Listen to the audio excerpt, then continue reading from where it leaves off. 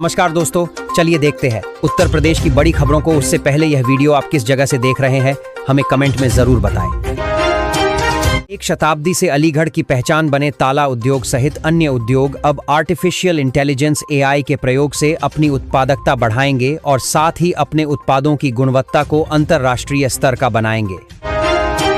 उन्नाव के मेथीटिकुर गांव के उच्च प्राथमिक स्कूल से बाइक पर 2 बोरी राशन लादकर ले जाने का वीडियो सोशल मीडिया पर वायरल हुआ। बीएसए ने जांच कराई तो पता चला कि प्रधान शिक्षिका ने मिड डे मील के लिए आया 1 क्विंटल चावल बेच दिया। मुख्यमंत्री योगी आदित्यनाथ ने रायबरेली में चोरी के अफवाह में भीड़ द्वारा पीट कर हत्या कर दिए गए दलित व्यक्ति हरिओम वाल्मीकि के परिवार को न्याय, सुरक्षा, नौकरी और सशक्तिकरण का मजबूत आश्वासन दिया है। शनिवार शाम लखनऊ में मुख्यमंत्री से मुलाकात के बाद मृतक की पत्नी संगीता वाल्मीकि ने कहा कि बाबा सिर्फ आप ही हैं जो दलितों की रक्षा कर सकते हैं। हम सरकार और पुलिस की कार्रवाई से पूरी तरह संतुष्ट हैं और न्याय मिलने का विश्वास है। पुर में पनकी स्थित वेयर हाउस में आग लग गई, जिससे मौके पर हड़कंप मच गया। सूचना मिलते ही फायर ब्रिगेड की टीमें आग बुझाने के काम में जुट गईं। पनकी के वेयर हाउस में लगी आग ने देखते ही देखते विकराल रूप ले लिया। फायर ब्रिगेड की टीमों ने कड़ी मशक्कत के बाद दोपहर तक आग पर काबू पा लिया। तहसील क्षेत्र के भिंडौर गांव स्थित फैक्ट्री में दूध में अज्ञात रसायन रिफाइंड पामोलिन तेल मिलाकर पनीर बनता हुआ पकड़ा गया। खाद्य सुरक्षा एवं औषधि विभाग ने छापा मारकर रसायन युक्त लगभग 439 किलोग्राम पनीर को नष्ट कराया।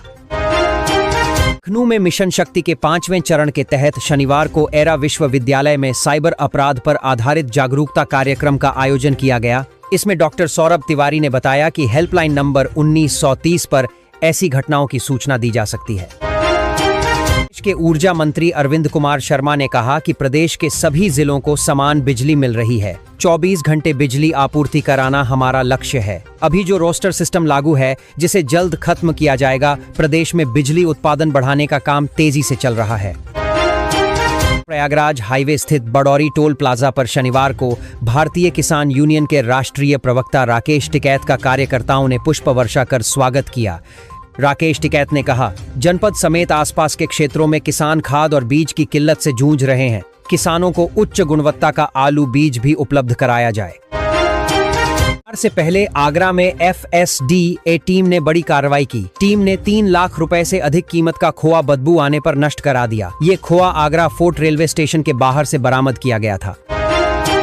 के ईश्वरीय स्वप्नाशीष सेवा समिति की ओर से स्वदेशी अपनाओ अभियान के अंतर्गत महिलाओं से अपील की गई कि वे केवल स्वदेशी उत्पाद ही खरीदें। दीपावली पर लक्ष्मी गणेश की मूर्तियों को पूजन के लिए खरीदें।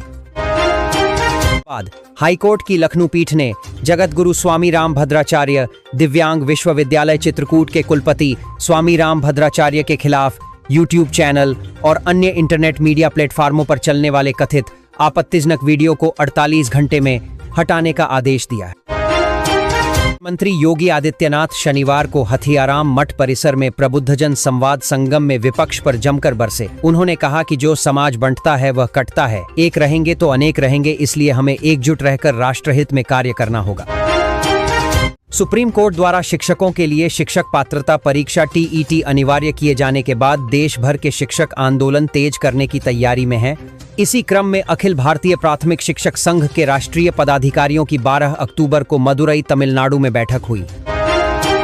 मुख्यमंत्री योगी आदित्यनाथ ने पराली जलाने की घटनाओं को 100% रोकने के निर्देश दिए हैं। उन्होंने सभी जिलाधिकारियों को निर्देश दिया है कि इसे रोकने में किसी तरह की लापरवाही मिली तो संबंधित के खिलाफ कार्रवाई की जाएगी। मुख्यमंत्री ने कहा कि पराली जलाने से पर्यावरण प्रदूषण बढ़ता है और जनस्वास्थ्य पर भी गंभीर प्रभाव पड़ता है। इसलिए किसानों को फसल अवशेष प्रबंधन के वैकल्पिक उपायों के प्रति जागरूक किया जाए।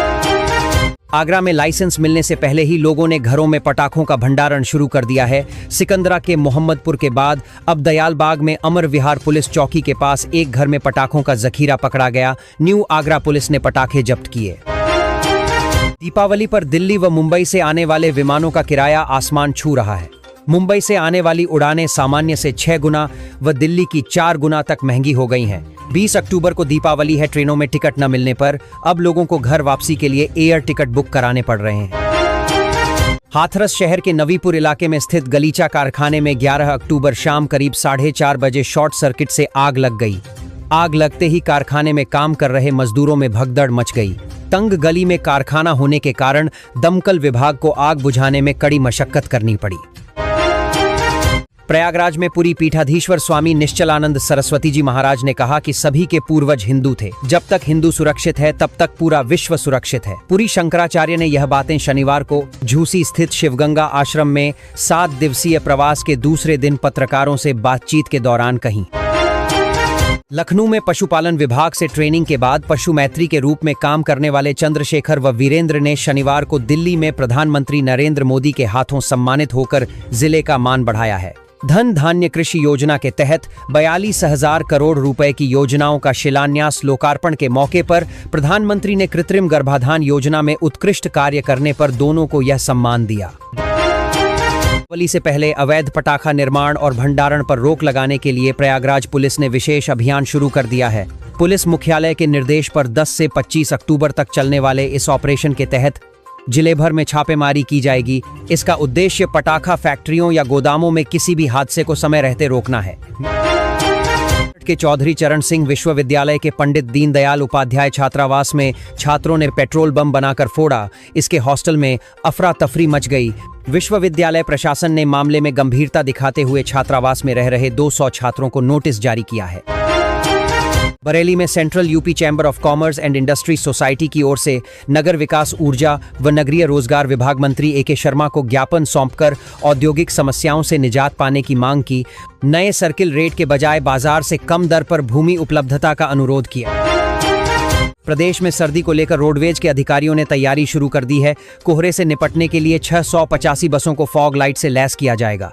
शनिवार को बसों में फॉग लाइट लगाने के लिए समीक्षा बैठक की गई। अमरोहा के गजरौला कृषि विज्ञान केंद्र पर किसानों को प्रधानमंत्री का नई दिल्ली से संबोधित प्रसारण दिखाया गया। शनिवार को दिल्ली में पीएम धन धान्य कृषि योजना, दलहन आत्मनिर्भर मिशन, पशुपालन एवं मत्स्य की विभिन्न योजनाओं का शुभारंभ किया गया। इस अवसर पर प्रधानमंत्री ने कहा, कृषि प्रधान होने के बावजूद अपना देश दलहन उत्पादन में आत्मनिर्भर नहीं है। उन्होंने किसानों से दलहन का अधिक से अधिक उत्पादन करने का आह्वान किया। फतेहपुर के जहानाबाद कस्बे में ई रिक्शा चालकों की लापरवाही स्कूली बच्चों की सुरक्षा के लिए खतरा बनती जा रही है। छोटे छोटे स्कूली बच्चों को हाईवे जैसे व्यस्त मार्गों पर रिक्शा खड़ा कर बच्चों को बैठाया जा रहा है। इससे उनकी जान जोखिम में पड़ रही है।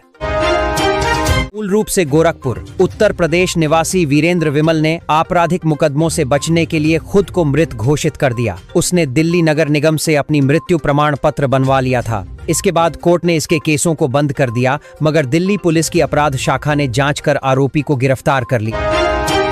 पुर में पनकी के कांशीराम कॉलोनी के पास स्थित पैराडाइज इंटर कॉलेज के बगल में खुले नाले में शनिवार दोपहर को अधेड़ का शव मिलने से हड़कंप मच गया। सूचना मिलने के बाद मौके पर पहुंची पुलिस ने शव को कब्जे में लेकर पोस्टमार्टम के लिए भेज दिया। ये थी आज की फटाफट खबरें। अगर आपको न्यूज़ पसंद आई हो तो चैनल को सब्सक्राइब करें, वीडियो को लाइक और शेयर जरूर करें। धन्यवाद।